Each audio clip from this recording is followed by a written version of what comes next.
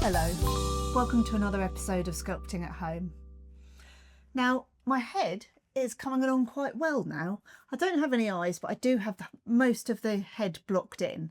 And now is the time to add a little bit of shoulders and neck area.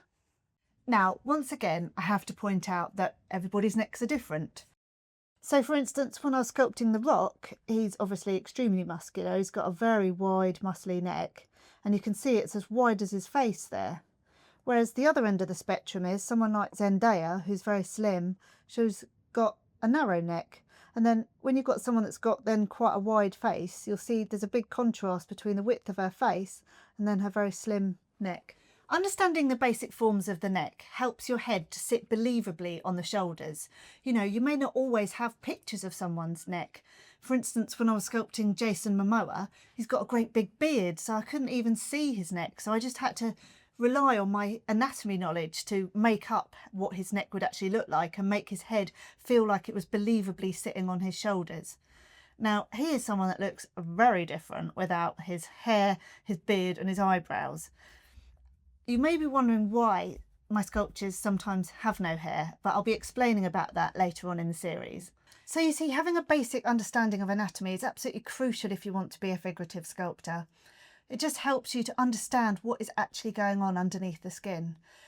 You know, when I was learning anatomy, it's easy to get really overwhelmed. There's so many books, they're very thick, there's so much detail in it. And that's why I made my course Useful Anatomy. It's everything that's actually usable and practical and useful when you are sculpting people. And you can find that over on the website sculptingmasterclass.com.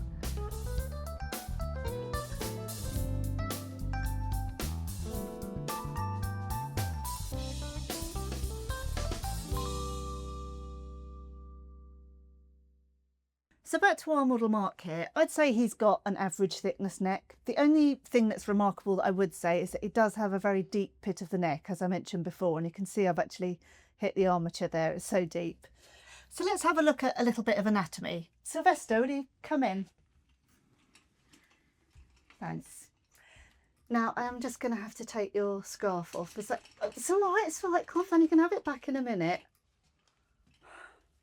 He's not my first assistant. I actually had Cynthia before him, but she got a bit weird about Chris Pratt and I had to let her go.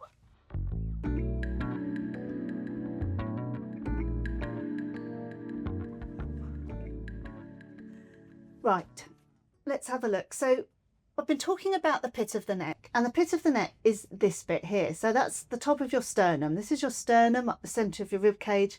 Then you've got the pit of your neck is here, and it's made up by that notch, and then you have your clavicles either side sitting on top of it. And then you have your clavicles curving back around in a nice big S shape back to your acromion bone. But don't worry, I'm not going to get really technical. If you want to know more about the anatomy, then head on over to my anatomy course. But I'm just going to talk in very general terms about the shapes of the neck when we start sculpting.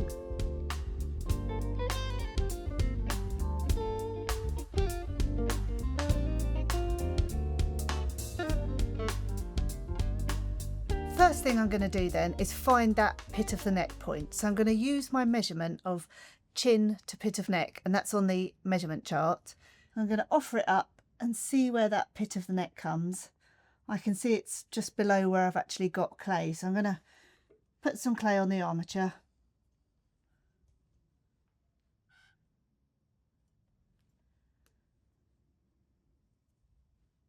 Just a bit, so I've got somewhere to mark it onto. Let's see, there it is. So that's where my pit of the neck is going to be. So it's going to be something like, let's have a look, something like that. Great. So next thing is I want to draw on these neck muscles coming down where they're going to go. So they always make a V shape coming down like that. And then if you look from the side, they're going to be coming down from behind his ears diagonally like that on both sides.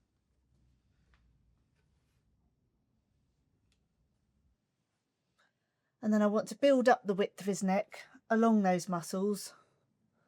So I'm just going to blob on some clay.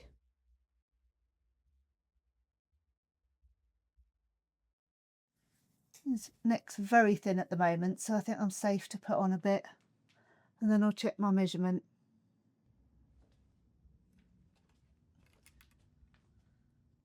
So now I'm going to check my width of neck measurement, see how I'm doing. Got a bit of wiggle room there, so I need to add some more. So I'm just adding it along where I marked that muscle shape is, because you don't want to be making it thick all over, or you'll end up having to carve lots away.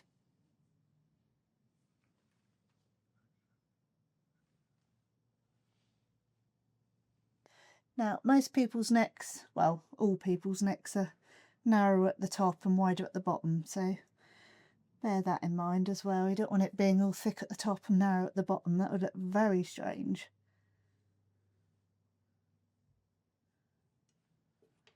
Okay. Check my width again.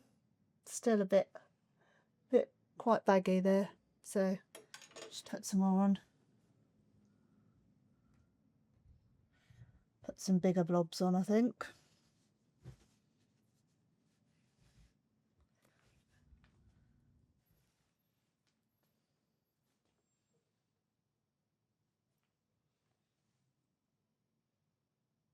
That's getting close now. So just very quickly found my pit of the neck. I put in some neck muscles coming in, and it's about the right width. And now I'm just imagining where my clavicles would be beginning to start there and then bow back like that, but we're only doing a little bit, so I'm just going to have the beginning of my clavicles there each side, and then I'm going to imagine where those neck muscles are coming round the back.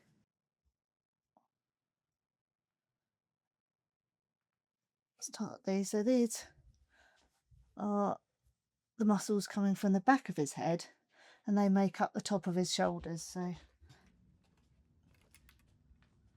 now he is leaning forwards quite a lot, the way that he was sat, because he was being very intense and evil. So he's got quite high shoulders.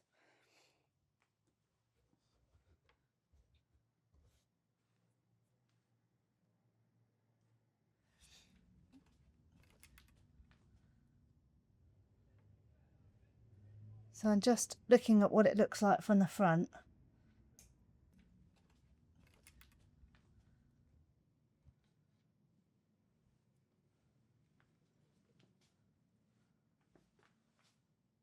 And then it's not a great big bust area because it is mostly just a head sculpt this, so I'm just going to make a very small bit around the bottom, just so that it feels like his head's sitting on the rest of his body.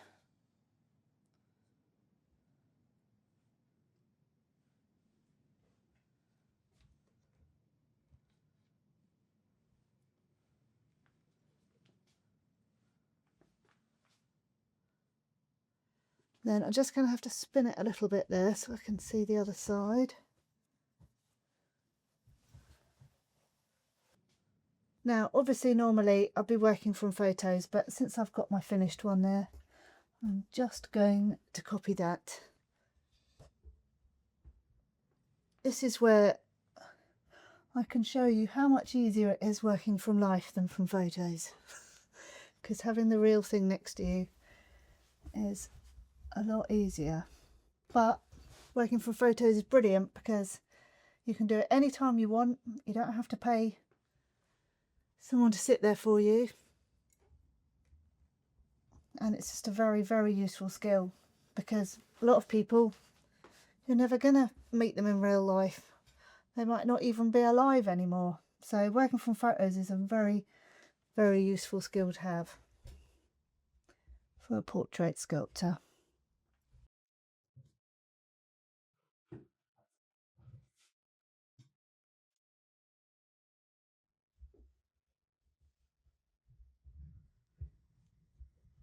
So got my pit of the neck there.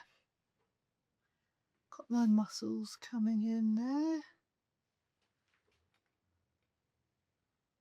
And then I'm imagining my collarbone being there.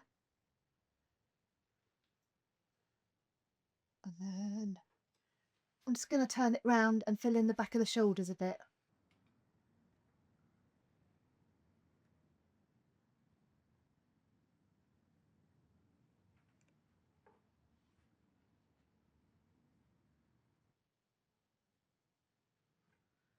So it narrows back to those muscles at the back of his neck. That.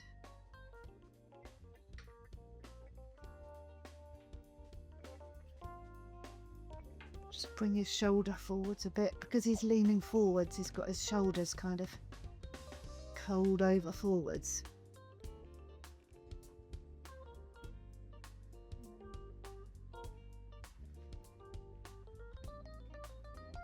Thinking of that muscle coming down from behind his ear, down to the pit of his neck.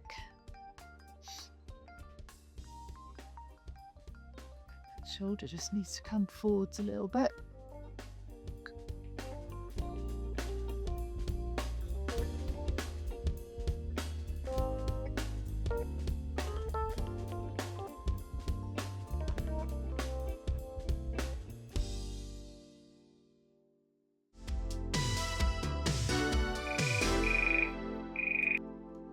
Hello, Fernando. Oh, do you know, that's lucky. I'm just sorting out my different types of clay. I've had a question in, and it's about different types of clay.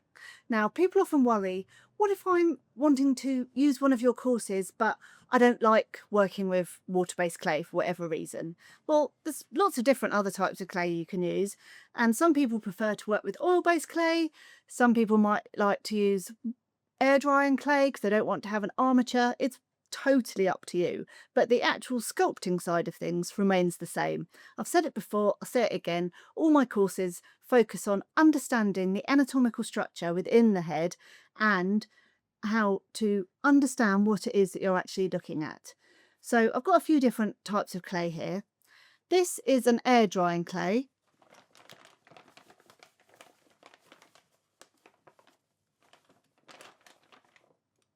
This is quite similar to water-based clay, but it has sort of fibres inside it.